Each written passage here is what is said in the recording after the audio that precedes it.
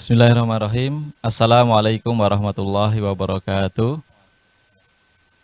Alhamdulillahirabbil alamin wassalatu wassalamu ala asrofil anbiya'i wal mursalin wa ala alihi washabihi ajmain amma ba'd. Hadirin yang dirahmati oleh Allah, alhamdulillahirabbil alamin, kita bisa ketemu kembali dalam acara Parenting Islam kerjasama antara SMP Al-Qalam Muhammadiyah Ngemolong dengan Lazismu Pelupuh yang akan kita bahas secara umum adalah tentang parenting Islam, di mana pembahasan kita kali ini adalah lanjutan dari yang kemarin, yang ini konsentrasinya pada kelahiran anak sampai khitan. Seperti apa pembahasan yang akan disampaikan telah hadir di samping kami narasumber kita. Namun sebelumnya kami perkenalkan, saya Aresa Nyono di sini akan memandu hadirin semuanya untuk membahas tentang kelahiran anak sampai khitan. Sudah hadir di sebelah kiri saya, beliau adalah Ustadz Abdurrahman Anajah selaku Kepala Sekolah SMP Al-Qalam Muhammadiyah Ngemolong. Selamat siang Ustadz. Assalamualaikum warahmatullahi wabarakatuh. Waalaikumsalam warahmatullahi wabarakatuh. Baik hadirin semuanya, tidak berlama-lama kami perkenalkan beliau. Nah, seperti apa pembahasannya, mari kita saksikan, kita dengarkan, kita simak, dan pastinya akan memberikan manfaat bagi kita dan mudah-mudahan dapat kita amalkan dengan semaksimalnya. Monggo dipersilakan Ustaz. Bismillahirrahmanirrahim. Assalamualaikum warahmatullahi wabarakatuh. Waalaikumsalam. Alhamdulillahi rabbil alamin wal aqibatu lil muttaqin wala udwana illa 'alal zalimin. Asyhadu an la ilaha illallah wahdahu la syarikalah wa asyhadu anna Muhammadan abduhu wa rasuluhu la nabiyya wa la rasula ba'da. Allahumma shalli ala Muhammad wa ala alihi wa sahbihi ajmain wa ba'du.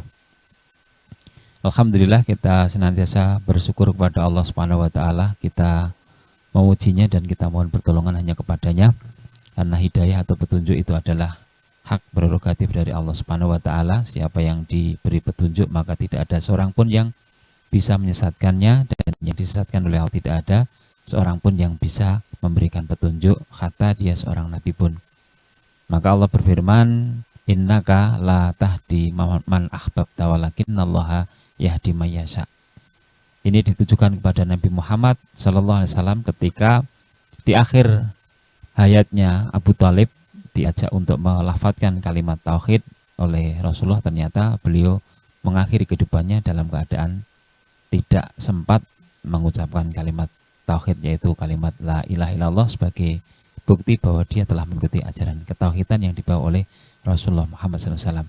Artinya memang begitulah, hidayah atau petunjuk itu adalah hak dari Allah Subhanahu wa taala dan akan diberikan kepada orang-orang yang dipilih olehnya. Summa arasnal ladzina astafaina min ibadina faminhum dzalimun li nafsihi faminhum muqtasid faminhum sabiqun bil khairati biiznillah.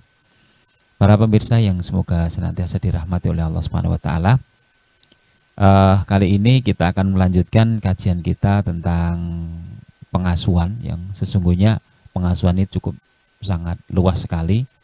Kemarin kita sudah bahas sampai bagaimana ketika anak itu lahir ada dalam syariat Islam yang sudah kita ketahui dan mari kita amalkan bersama. Kullu gulamin murtahinun bi aqiqatihi tutbahu anhu yauma sabihi wa yusamma fihi wa yakhluqu ra'sahu.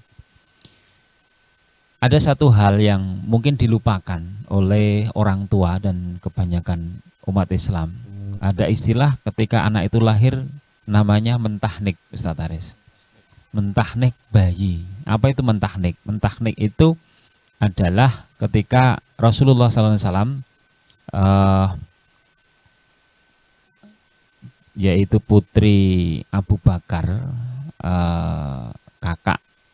kakaknya Aisyah, namanya Asma, itu melahirkan seorang anak, kemudian dibawa kepada Rasulullah, dan ketika itu Rasulullah mendoakan, yang tentu itu adalah doa perlindungan. u'iduka bikalimatillahit tamati min kulli syaitonin wa min wahamatin wa min kulli ainin lamatin. Kemudian setelah itu Rasulullah mengunyah kurma sampai lembut, ya, sampai lembut. Kemudian diambil dengan jari telunjuk beliau itu, kemudian diusap-usapkan. Nek mungkin bahasa Jawanya itu dilelet-leletnya di langit-langit ini, langit-langit mulut itu, sehingga anak ini memang kemudian mulai merasakan itu. Itu kemudian ini namanya mentahnik seperti itu. Dan yang hal ini sangat di antara kita barangkali jarang untuk melakukannya. Dan yang selanjutnya, bahwa kabar tentang kelahiran ini menjadi satu kabar gembira untuk keluarganya tentu, ya, dan juga untuk saudara-saudaranya. Maka ucapan tahniyah yang selanjutnya adalah ucapan selamat, ya. Ucapan selamat, barakallahu laka fil mauhubilaka wa syakartal wahiba wa ruzikta birrohu. Jadi ini adalah doa, ucapan selamat kepada saudara kita yang telah kelahiran anak, semoga diberikan berkah oleh Allah Subhanahu wa taala, dan semoga anaknya itu disampaikan nanti menjadi tabungan amal kebaikannya bagi orang tuanya. Ini jadi mungkin perlu juga untuk kita melaksanakan yang namanya tahnik dan juga tahniyah, ya. Tahnik tadi sebenarnya Rasulullah, dan tahniyah tadi mengucapkan selamat, karena begitu ucapan selamat itu sampai, ini doa itu akan berpengaruh utamanya kepada bayi yang baru dilahirkan. Kemudian selanjutnya ini dibawa kepada orang yang soleh, ya. Kalau pada masa itu kan Rasulullah memang tidak ada orang yang paling baik dari semuanya kecuali Rasulullah. Sekarang mungkin barangkali kita bisa mendatangi orang yang di desa itu yang dianggap soleh, tentunya dengan kriteria kita bisa menghubungi seseorang itu dengan yang dohir. Misalnya beliau itu ya imam masjid misalnya. Yang kedua, memang sehariannya kita juga tahu terjaga sholat jamaahnya, kemudian mungkin juga saum sunnahnya, mungkin juga qiyamul lailnya, juga masyarakat menilai secara umum itu juga baik. Itu nahnu nahkumu bidhawahir, kita cukup menghukumi orang itu adalah orang yang baik. Nah, urusan hati kan bukan urusan kita gitu. Nah, kemudian kita minta untuk beliau itu bisa berkenan untuk mendoakannya. Apakah kita tidak bisa mendoakan? Ya bisa, cuman ini memang terkadang ya doa itu perlu orang lain untuk kita minta ini. Kemudian yang selanjutnya setelah bayi itu lahir, maka di sini ada perlu yang namanya kasih sayang kepada bayi yang meskipun bayi itu adalah terlahir dari hubungan sebelum pernikahan atau tidak diikat dalam sebuah tali pernikahan, atau orang bilang ya anak zina begitu. Pernah terjadi pada masa Rasulullah Sallallahu Alaihi Wasallam, ada seorang wanita dari suku Ghamidiyah, yang wanita itu mengadukan kepada Rasulullah, ya Allah, maaf ya Rasulullah, sucikan saya. Ya Rasulullah, sucikan saya. Ya Rasulullah, sucikan saya. Duh, ada apa dengan kamu wahai seorang perempuan itu? Maka kemudian dia mengatakan bahwa saya telah berzina, dan hasil dari perzinahan saya ini saya telah mengandung, maka sucikan saya. Padahal dia pernah menikah atau mungkin sudah menikah. Dan hukumannya, wanita itu paham. Apa hukumannya? Dirajam, ya, dirajam. Maka kemudian Rasulullah tidak serta-merta melaksanakan perintah itu karena memang sudah ada kandungannya sudah ada. Kemudian Rasulullah perintahkan, kamu pulang dan kandunganmu itu sampai nanti bisa melahirkan. Dan ketika wanita dari suku Ghamidiyah ini pulang, dan kemudian kalau layaknya kan 9 bulan ya, 9 bulan lebih, kemudian melahirkan anak, dan ketika anaknya lahir dibawa kepada Rasulullah.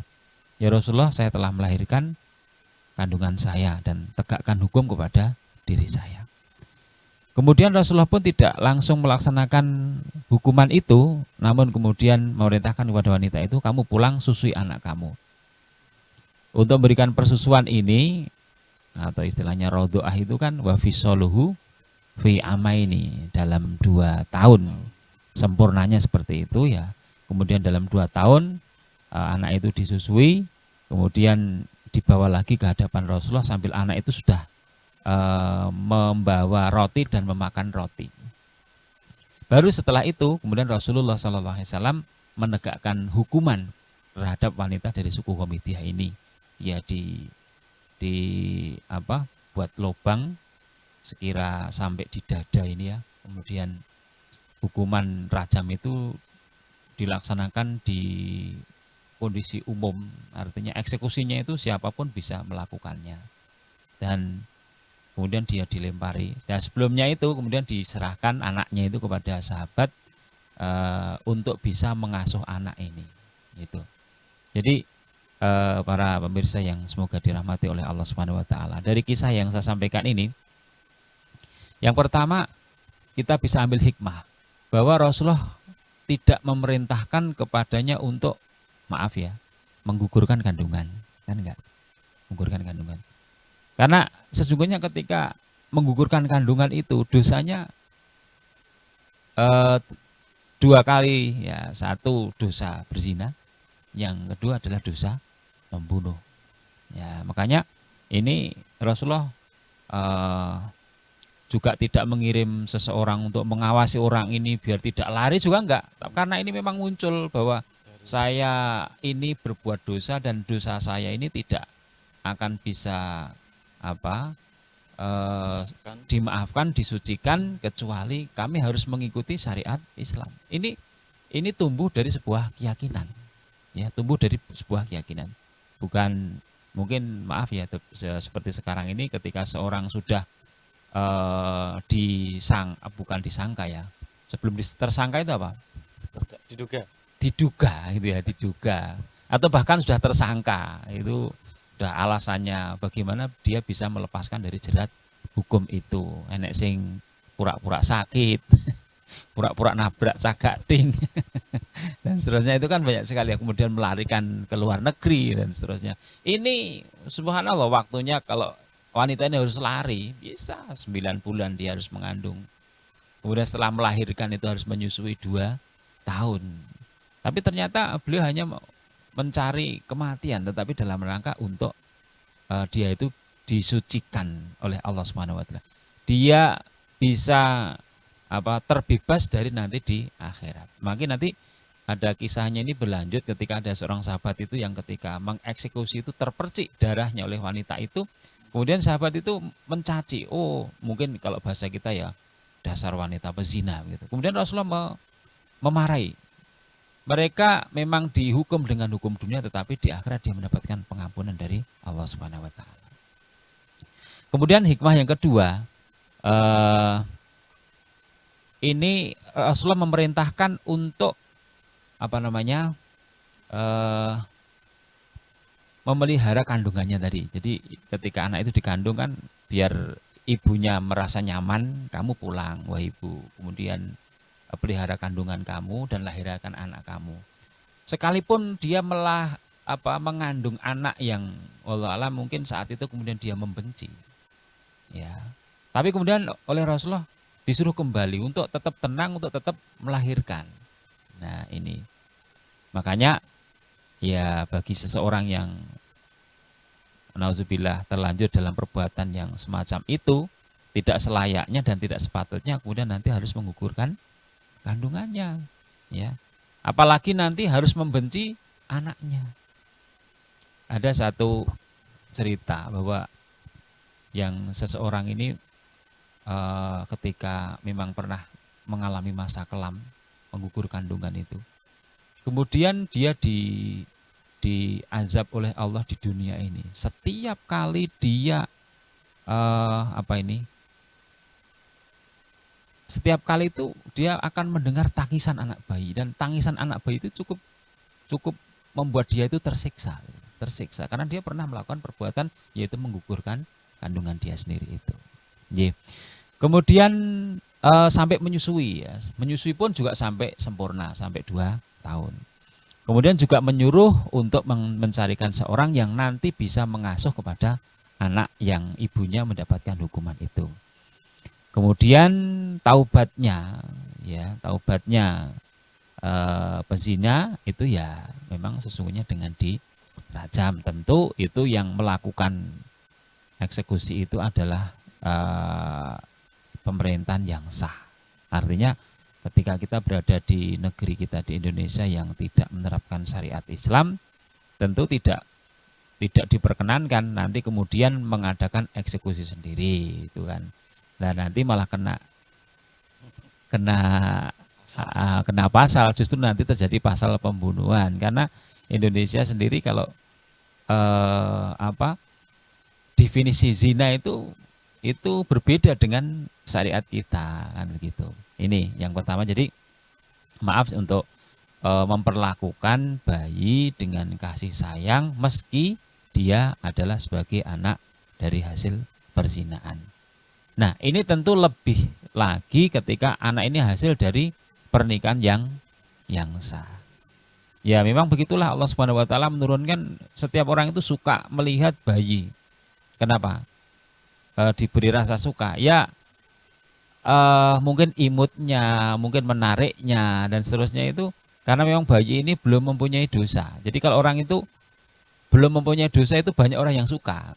Lah sementara ada istilah nek cileke imut-imut gedene dadi amit-amit.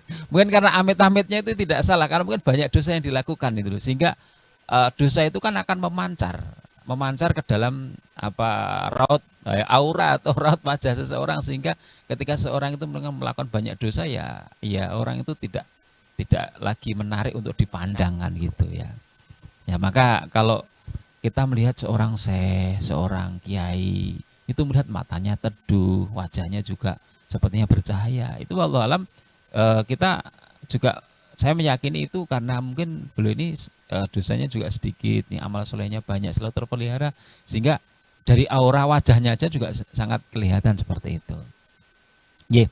Maka kasih sayang ini sangat penting ya. Rasulullah SAW itu biasa bermain dengan anak kecil ya. Beliau itu biasa menjulurkan lidahnya, melet itu ya, melet kelihatan merah, kemudian anak itu sampai kemudian tertawa dan seterusnya.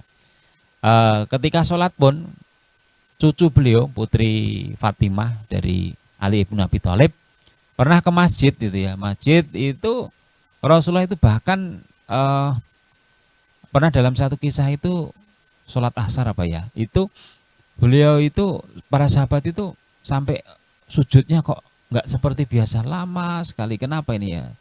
Ya Rasulullah ini ternyata setelah selesai sholat sahabat ini konfirmasi Rasulullah apakah ada bacaan tambahan dalam sujud ini kok sujudnya lama sekali. Kemudian Rasulullah mengatakan saya tidak ingin ya tadi cucu saya tadi naik di atas punggung saya tidak ingin cucu saya itu corone gelo itu karena pengen dia berlama menunggangi saya, maka saya bikin dia bisa puas. Artinya ini memang bentuk kasih sayang Rasulullah kepada anak ya. Maka seseorang itu akan terlihat bagaimana akhlaknya itu. Yang pernah saya dengar itu adalah satu bagaimana sikapnya kepada anak kecil. Yang kedua bagaimana sikapnya kepada orang tua. Yang ketiga itu bagaimana sikapnya terhadap wanita ya, wanita. Kemudian yang keempat itu bagaimana sikapnya terhadap temannya. Ini kita nanti bisa menilai seseorang ini bagaimana akhlaknya itu bisa ternilai dari situ itu, dari 4 hal itu. Nek karo bocah piye? Tuh ada tipe orang itu kan roh bocah apalagi bocah petakilan lu pengennya nek jawane apa nyengeni. Karena kalau dulu kan bahasanya TK, ketika saya TK itu kan 1 2 3 astane sedeku. Mirengaké Pak Guru menawa didangu. Terus 4 0 5 lenggahe sing tata aja padha sembrono, mundak ora bisa. Nah, sekarang memang nampaknya untuk hari ini itu sangat berbeda kondisinya dengan yang mungkin kecil saya dan panjenengan Pak Aris. Jadi memang begitulah, kita sebagai seorang pendidik ini memang dituntut untuk bagaimana banyak ilmu ya, banyak ilmu untuk menghadapi anak-anak yang dilahirkan tidak pada zaman kita dilahirkan. Baik, saya lanjutkan tentang akikoh nih, saya sedikit menyinggung kembali tentang akikoh. Jadi akikoh ini adalah banyak sekali hikmah. Kalau Ibnul Qayyim Al-Jauziyah dalam kitab Tuhfatul Maudud itu menyebutkan ini termasuk berkorban dalam rangka untuk takarub kepada Allah Subhanahu wa taala, mendekatkan diri kepada Allah dengan kita menyembelih hewan tadi itu. Kemudian juga melatih bersikap pemurah ya. Karena ini pemurah itu akan menghapuskan sifat kekikiran dalam diri kita. Apalagi di bulan Ramadan ini ya. Sesungguhnya bulan Ramadan ini mengajarkan kepada kita bagaimana kita berpuasa, menahan makan, minum, tentu akan merasa lapar seharian. Tetapi masih ada di antara saudara-saudara kita yang mungkin apalagi yang hari ini terdampak oleh pandemi corona, sudah tidak bekerja, harus stay at home, uangnya sudah tidak ada misalnya, ya itu mungkin yo kita bisa merasakan lah seperti itu. Maka sebenarnya sekali lagi tentang Ramadan ini juga pengajaran langsung untuk kita bagaimana merasakan apa yang dirasakan penderitaan orang lain. Artinya dengan kita melaksanakan akikoh ini juga menghilangkan sifat kikir yang ada dalam diri seseorang. Karena memang sesungguhnya tabiat dasar manusia itu ya kikir, eman-eman. Nek kon ngetokke barang kuwi ya nek nampa wae akeh gelem, tapi nek suruh mengeluarkan itu ya memang sulit. Ya awal lah dalam bahasa Jawanya, betul. Lo ada tipe manusia itu untuk dirinya sendiri aja itu super ngirit gitu loh, super ngirit. Itu contohnya apa? Ketika bareng-bareng jajan itu ngenteni koncone sing bayari. Tidak mendahului untuk bayari, tapi untuk sesuatu yang dia makan sendiri itu masih ada eman-eman gitu loh. Itu untuk dirinya sendiri, apalagi untuk orang lain. Tetapi maaf, tadi saya juga sempat sampaikan ada tipe manusia itu ya nek karo koncone royal gitu ya, seneng jajake. Tapi kalau blonjo ning omah kuwi ya kikir, itu ada model seperti itu juga ada gitu loh. Jadi neng jobo kuwi pakanane kok Pak maaf yang dipegang itu pupu gending gitu ya. Tapi kalau di rumah itu hanya mungkin ya daun singkong, daun, kalau ceker itu masih lumayan ada. Jadi kemudian yang ketiga, hikmah itu menghilangkan rintangan syafaat. Artinya syafaat antara anak dengan orang tua dan orang tua dengan anak. Inilah dikatakan murtahinun, kayak tergadi gitu ya, tergadi tadi itu. Jadi suatu saat nanti anak bisa beri syafaat kepada orang tuanya karena dia sebagai seorang hafidhul Quran misalnya seperti itu, atau orang tua kepada anaknya. Nih. Kemudian juga satu hal ini ya, mengubah pesta tradisi jahiliyah. Kalau di zaman jahiliyah dahulu itu orang yang mendapatkan karunia kelahiran anak itu disembelihkan kambing, iya sama. Cuman darahnya itu dikumpulkan, kemudian darahnya itu digunakan untuk melumuri kepalanya anak si bayi itu. Gitu. Nah, sementara kalau mungkin di tempat saya ya, atau mungkin di daerah kita lah, di Sragen dan sekitarnya itu masih ada tradisi dulu itu namanya sepasaran ya. Sepasaran, bukan 7 hari akikoh itu bukan, tapi sepasaran. Sepasaran itu ya hitungannya kan pon, wage, kliwon, legi, pahing, itu ada 5 itu. Sementara kalau Islam itu ya disembelihkan pada hari ke-7. Bagi mereka yang belum dikaruniai hidayah pemahaman ini, mereka masih memahami mosok untuk kelahiran anak kok malah dipitung dinani koyo orang meninggal itu, karena memang ilmu ini belum sampai dan pemahaman itu belum diberikan oleh Allah Subhanahu wa taala. Tapi ketika ini sudah sampai, sesungguhnya ya seperti itulah syariat Islam yang harus kita laksanakan.